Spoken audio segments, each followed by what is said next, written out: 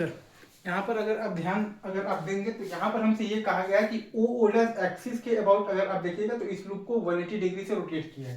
तो पहले ये सेंटर का डिस्टेंस आर था, अब ये सेंटर का डिस्टेंस ये आपके पास इन्फिनाइट जो लाइन चल रहा है उससे आ गया है आपके पास आर और प्लस आ गया है 2r। ये म्यूचुअल इंडक्टेंस का कैलकुलेशन हम लोग इंडिकेशन के थ्रू बहुत ही आप देखिएगा तो शुरुआती लेक्चर्स में ही हम लोगों ने कर रखा है, ठीक है।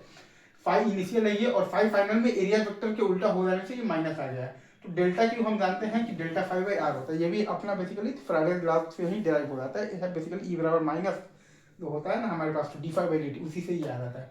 तो डेल्टा क्यू अपन लिखेंगे तो बीच में यहाँ पर आपके पास साइन आ जाएगा खाली, तो प्लस का साइन आ जाएगा, ठीक है, और बाई आर, बस दैट्स इट। तो delta q is equal to delta phi और बाई आर।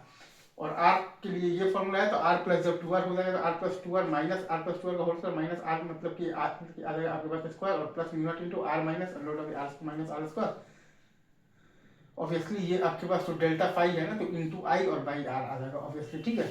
आई यहाँ भी है, आई आपके पास तो यहाँ भी है, क्योंकि फाइव आई में भी आई है, फाइव एफ में भी आई है, और एम आपका ये है, और माइनस इसलिए क्योंकि एरिया वेक्टर उल्टा हुआ है। यहाँ पर आपके पास बेसिकली यहाँ पर तो रोटेट अबाउट आपके पास लिखा हुआ है कि 180 डिग्री। इसके पहले वाले बेसिकली सवाल में आपके पास खाली वो किया हुआ था तो शिफ्टिंग, तो दोनों में फर्क है, देख लीजिएगा, ठीक है। चलिए आगे बढ़।